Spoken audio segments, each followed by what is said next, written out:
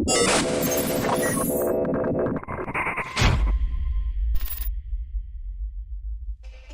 right, this is the tech episode. Bark is worse than the Byte. I got two black scientists, as they're described in the description for the episode.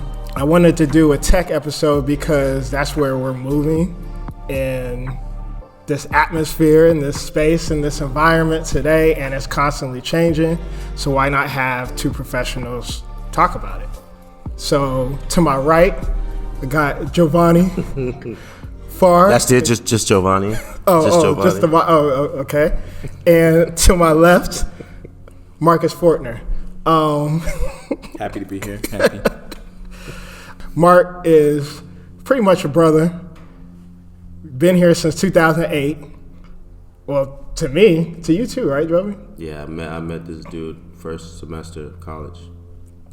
And because I won in poker. No, you didn't. Just saying. Over a poker game, which I won. That's how you put a foothold in the damn misinformation in a college when you come up there and he's like, yo, you see all these dudes, they think they know how to play poker, and you come in there and just win, and it's just like how teach me? Teach me. You taught me how to play poker. I did teach you how to play poker. That was a good 6 months. Affirmative. If you don't know, Joey's my brother. Marcus is, man, we've had some crazy times together, but what I've always appreciated was that we always talk to each other about a lot of topics, but mainly this is around tech. Whether it's like devices, whether it's programs, whether it's apps, and I've kind of seen these two guys like just transform into these black nerds, if you will, but in the best sense. It's funny that when you're in high school, nerds are the lanes, but now they run in the world. We were just talking about that yesterday. Really? How nerds used to read Marvel comics back in the day, and they had to hide it. But then now, Marvel's cool. It's the coolest thing ever, almost. Ever. Yeah, because I was reading my manga on the actual campus computers, but you had to make sure that no one else is looking at your screen. So it's like He was actually the first person I saw reading mangas, and then other than that, it was Marco. Yeah. Okay. So how did both of y'all get into tech? Joe, I want to start with you because I feel like yours was very interesting. How you go ahead and just talk about the whole enchilada, if you will. For the people who don't know, I have a background in music too, but early in my days, I want to say I was 19. This was when I was a senior in high school. I had a kid in my class. He was an Indian kid named Anik Khan. He's actually a pretty successful entrepreneur now, which is interesting. But he used to sit in the back of the class, and he used to have his MacBook and just never be paying attention in this health class. And I used to sit in the back of the class too to be talkative though, but I sat right next to him. And so one day I just looked at his computer, and he had like stuff on his screen. He pretty much had code on his screen, but I remember seeing at the terminal when I was like 13 or 12, and I just remember seeing that there's this black box on a computer that you can put things like commands into. I didn't even know how to use it, but he used to have that up on his computer and like writing code. And so one day I asked him what he was doing, and I'm 19 at the time. I asked him what he was doing. He was like 17, but he used to make money by paying for Google AdWords, meaning ads on Google. Yeah. But then and getting clients for web development, and then they would hire his company. Like SEO type stuff? No, I think he would have an SEO part of his project. Okay. But he was mainly building sites, for people. And he was making I saw the prices on his site. It started from $1,400 to $2,500. This dude was 17. And so I asked him about it for a whole health period. And he was telling me about it, just coding and HTML and all this stuff and JavaScript. And I had no idea what the hell he was talking about. But then when I came home that day, I just Googled some stuff. And that's really what started it, because at that time, I needed a website for music. Right. For my own that's brand. What I remember. Yeah, I needed a website for my own brand. And so I remember trying to get one done, and everybody who knew how to do it didn't want to help me. But that wasn't really a lot of people. But more importantly, everybody who I was trying to hire to do it was trying to, get me on the price. And I didn't have that money. So in my head, I was like, how hard could it be? And I tried it like one day that day, just kind of looking into what HTML was and JavaScript. And I was like it just never looked back. It was like, yo, this is a whole like world. It started super early for you. Yeah, 19. And it's, and it's funny because the whole time I was doing music and like going to festival or like a concert somewhere else, I was still like late at night practicing coding around that time. Just really nobody knew because I didn't know what to do with it. It was just like something I just found interesting. That's true. I didn't even know that I thought it was like. And a lot of people used to do that stuff on MySpace. And I used to see the code on MySpace. MySpace is where we've all started coding in MySpace. But I used to see the code on MySpace and not really think too deeply into course, it. This is how I'm telling MySpace to present something. Instead of me thinking, I'm actually building sites, but on MySpace. And so, if we all would have took MySpace more serious. You know what I mean? Like you would have known you were actually coding. And I had friends in high school who used to make layouts in MySpace and they didn't even know that they was really like coding. Yeah. Oh yeah, it was definitely Shout me. out to MySpace. Slick was. That's what I was gonna segue into my story. But I would say I started video games really.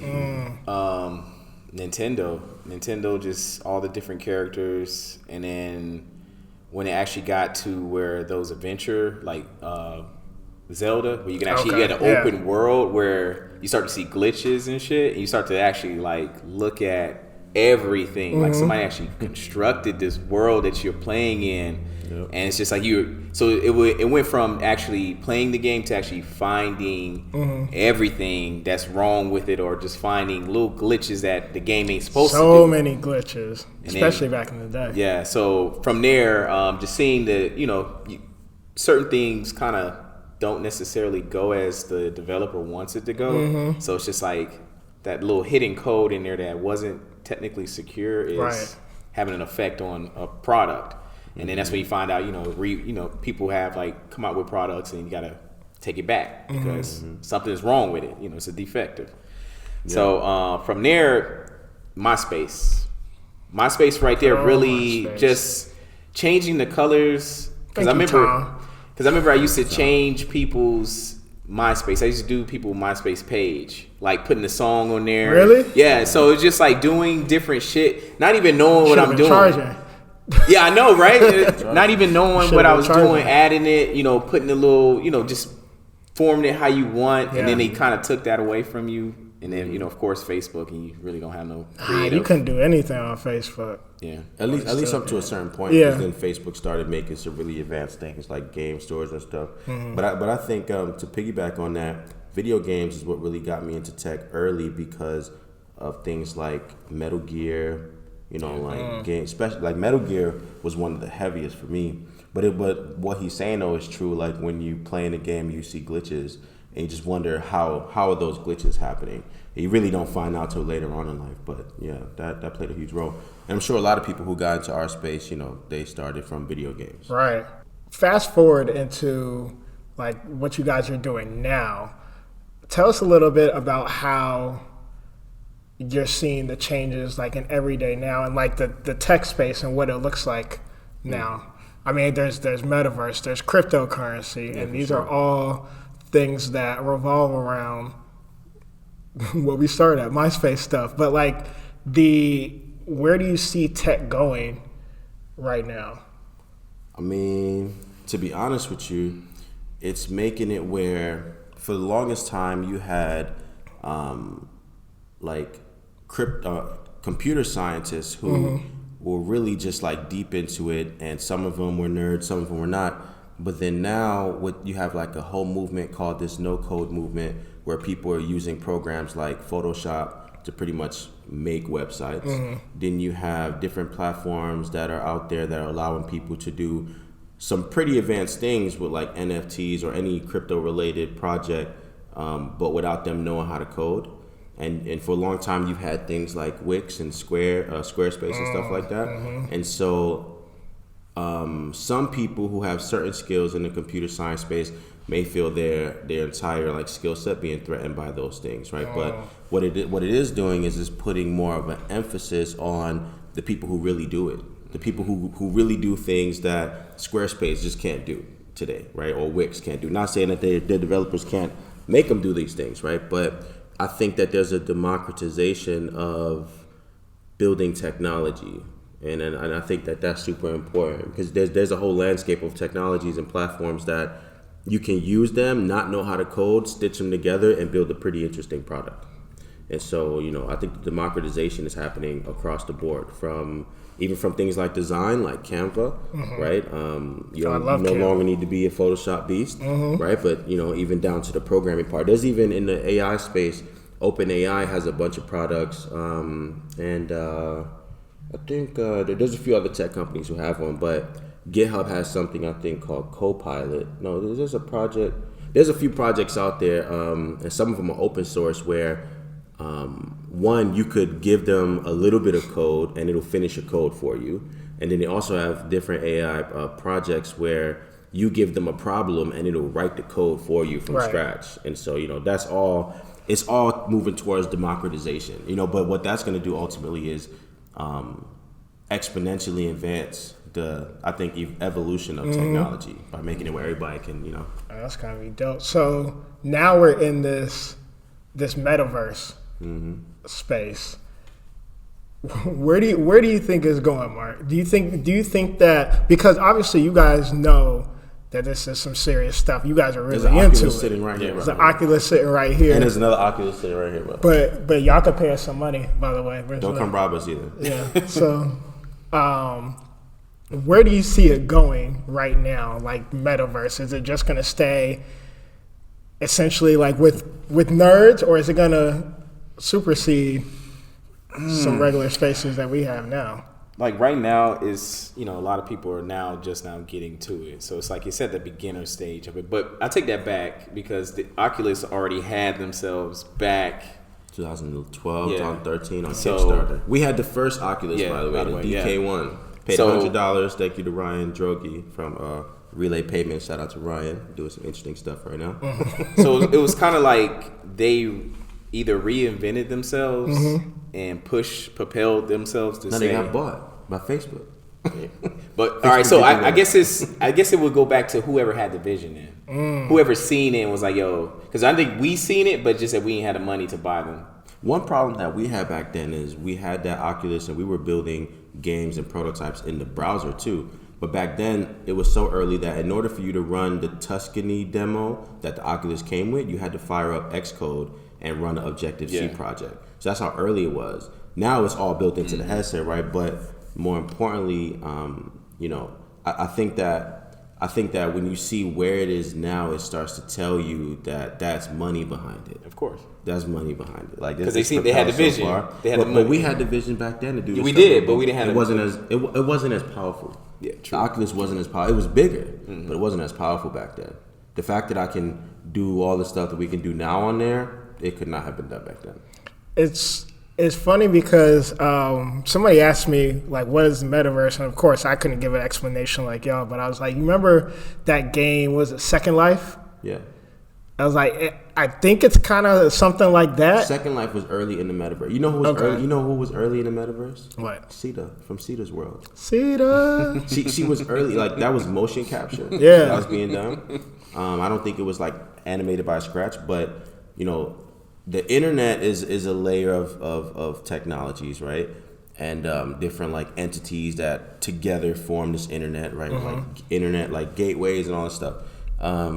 But the metaverse, a lot of people think it's the new internet, but it's actually built on top of the internet. So it can't be a new internet, right? Because it's still built on the whole OSI, the model itself. But what's interesting is that the metaverse is, people think that it's VR, but it's not exclusive to VR because a lot of these metaverse games, Horizon is in VR, right? Horizon Worlds, you got like VR chat in VR. But you also have things like the Decentraland, which is a blockchain specific project. You have Second Life, like you said, right? And if Sims was online, that'd be a metaverse thing, right? That's what I was gonna bring up. Sims. Yeah. It's just not the notion. Go ahead, Mark, because I could talk. You like it will be another life for people to actually really. They want you to stay home and then create another life out there. They already got people working from VR, so it's just like they want you to stay stationary. They want you to stay comfortable, stationary, order food to your house. Yeah. But see, that's where I'm trying to go. the metaverse isn't really exclusive to VR, even though it may sound like that. It's just that when you do the metaverse in VR, it's a whole different, it's a different experience. Yeah, but the metaverse, it's just not exclusive to it because you have all these different games. But what the metaverse really is it's really a layer on top of the internet where it's more personalized and immersive, whether that's through a game or whether it's through an actual like VR game, right? But there are some metaverse concepts out there where you're just a part of the metaverse if you own an item that's used in the metaverse, right? You don't even have to be in the games, right? So, but it is also you have to think about it is a marketing term too, because there's a reason why Facebook changed their name to Meta, right? They wanted to own that concept, even though they can't own the concept because they're kind of late to this whole metaverse concept, but they're powerful, so they're pushing the envelope. So it looks like... they're pushing the envelope. Yeah. Like the veil. The way that they made the Horizon worlds, it's more advanced than VR chat because I can build inside of it. With VR chat, I have to know like Unity and C# or JavaScript and build the world. I have to build my avatars and stuff. But, Horizon Worlds, they made it Facebook stuff where it's like, customize this, blah, blah, go in the world and make your whole world. They pushing the envelope, so they are late, but so they're trying to own that whole space. It's a big play, and mind you, like the metaverse word, I would love to see if anyone owns that trademark. You can look it up right now, actually. I'm sure they do. If they were smart, somebody been owned it before Facebook, though, for sure. But Facebook is just Meta. Yeah, Facebook. Maybe that might be how they get away with it. But they use the term metaverse a lot. Do they? You remember that video that Zuckerberg dropped? Where he's like walking all throughout these worlds and talking, and it's like a long video, all these different people. They dropped the term metaverse in there so much. So they're trying to own that concept, but not formally probably. Just be thought about it. When people think of the metaverse, they think of Meta, right? It's genius, right? So with the metaverse, and not just with this type of currency, but do you see, obviously I'm sure people use cryptocurrency in the metaverse. You would think so, but not as much as it's gonna be. Because a lot of these platforms, like Facebook is rumored to just be about to release a wallet this year. But Facebook also funded a project called Project Libra, which is pretty much like trying to be an Ethereum competitor. And that was years ago, but then they separated that company, and then now it's in like Switzerland or something like that. And the name has changed. But people are not using crypto like you think yet in the metaverse. It's still really early. I've seen people in VR chat selling avatars, like saying, yo, I'll make you an avatar custom in 15 minutes. You just pay me in Bitcoin, right? I've seen people do that. And that's the beautiful thing about the metaverse. There doesn't have to be a payment method inside of it. Because I could be in Horizon Worlds just like I am right now. And I could tell, yo, I got Cash App. Here's my Cash App, JOVO, blah, blah, blah, right? And then you just send it to me. Facebook has because it's audio. Facebook has no tie to that, right? So, and it is being recorded. Just just don't go out there thinking that you, right. Oh, we good, we in here, Nah, it's being recorded. Yeah, for sure. Like, it's funny because we was thinking about this the other day. All the data in these metaverse games, especially like VR, I'm really talking about VR right now, but all of the games that you're playing, especially when they're social, someone could replay the entire experience that you just had. Just think about that. Like, because it's all being recorded. Your location in the world, and to assume that your audio is not being recorded too, that'd be a huge assumption to make. Yeah, right. Everybody listening. Siri listening. Yeah, especially when you look at how you record data or how you record audio in like C# and Unity or Unreal or something like that. It's really not cumbersome. It's just about storing it. And if anyone can store large amounts of audio, it's Facebook and Google. Yep. You know what I mean? And Microsoft. Selling it. Yeah. So they're not using it a lot like you would think, but that just shows how early it is. You can't even put NFTs or anything like that in Horizon Worlds yet, but you could do it in VR chat. Okay. I'm about to say it's coming. But cryptocurrency just in general is blowing up. I know you inspired me to buy some. Yeah. And now I kind of just pay attention to all the... See, I think that it's interesting because when you buy Bitcoin or when you buy any type of crypto, certain people like stocks look for certain things. With you're a math person, so you look at like all the stats and everything like that. With me, I tend to look at the PR, like what moves are they're making and stuff like that. That's important. Yeah, and because the market moves the price. Yeah. So I no think technology. I think it's very, very interesting. Mark, do you have any crypto out here? I have a lot of crypto. Got a lot of crypto? Yeah, a lot of Maybe. Well, don't tell people what you have. yeah, no, but yeah. Cold wallet. Yeah, but it's it's a space which I'm glad that I'm in the space to, and fortunate enough to have you guys to bounce shit off of, because with me, I'm just like, okay, this looks cool. Oh, they're gonna do this with FIFA? All right, let me see. But then you have Jovi that has all the stats behind all of it. So the it's crypto important, world, it's important. So here's the thing though, like when we're in money markets, we want to make money. Like we're not in the markets to be cool, none like that. It's about money because I'm putting up money to lose, so I want to make money. So like I don't go to people. Some people do go to the casino just to play, but deep down they want to win. You know what I'm saying? So when I think about financial markets, I'm always thinking about like the risk, my risk tolerance at the time, because it wavers. But I'm also thinking about what's the maximum I could realistically get on this thing. So if I could put, let's say, $3,500 into something, and 30 days it becomes $37,000, whether I take it out or not, that to me shows me that long-term like play. I think you should believe in that mission, right? But if you because some people get into crypto to fight the system, which I understand. That's why I got into it. But then one of my biggest regrets is not throwing all my money in Bitcoin when I first learned about it. But that I feel like you'll have that. I will. That reflection, like I have the reflection, like, man, if I would have invested in Netflix back in the day, or if I had, it's kind of like a stock. But it's different in my case. What's different? Here's why I say it's different. Crypto and traditional markets, like the volatility levels are different, and then when it comes to financial markets, volatility is your friend, because you wouldn't make, if volatility was always zero, you'd make no money because it would just stay, right? And so because it's so volatile, you could turn 1,000 into 100,000 realistically in 60 days. I don't know of any other investment that you could do that with. Maybe a lottery ticket, right? But good luck with that. Yeah. It's a tax on the poor is what they call it, right? Whole nother conversation. But what I'm saying is, that's why I look at the numbers. And so for me, it's more akin to penny stocks. Like if you ever watch Wolf of Wall Street, right? How he did that, because they're highly risky, right? But if one blow, the whole portfolio is covered, right? So it's more like a VC, and that's what crypto does. It makes all of us VCs, because you not put money into just some thing somewhere. You giving money to a team of people who write code, essentially. Right, so that's why I always think about that, and I get caught up in the propaganda too, and like the marketing and PR, because I know that markets move the prices. So people, and it's all psychology. If people get excited for something, the price gonna shoot up. That's why when Putin announced his war, what happened to Bitcoin?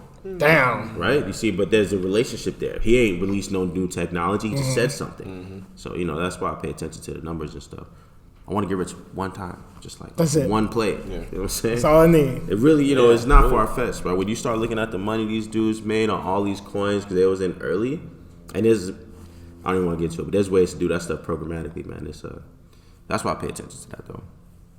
All right, well, this has been a short, very small glimpse of the tech talk. I'm sure there will be more, but you guys want to monthly? Yeah, we could. We could write it. We could write it.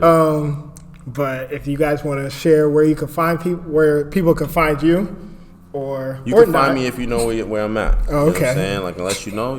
Yeah, that's what I was gonna say. Like, not really on hey, any social so media. Obviously you guys are inaccessible. If you just catch it, just if you see him, catch him, and you catch me off for all we know.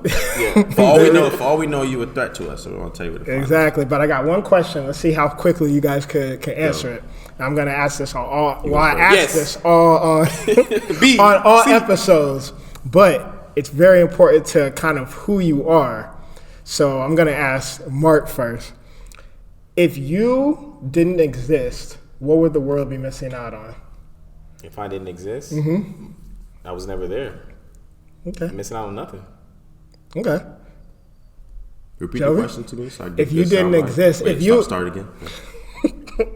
If you didn't exist, well, you know what? To be fair, Mark, if you didn't do tech, what would the world be missing out on? Okay, see now you. See. Okay. Because I'm like, if I was never born, then I was never there. Right. But I guess it's a tough question. Yeah, I know it is. That role model, that black role model that every kid needed, as far as like, because right now it's kind of hard to find positive black role model is actually in tech doing something that's good and actually trying to help the community. So it's just like they're missing out on that. And it's just like the more you improve, the better you look, and the better that they're not going to want to be LeBron. They want to be Mark.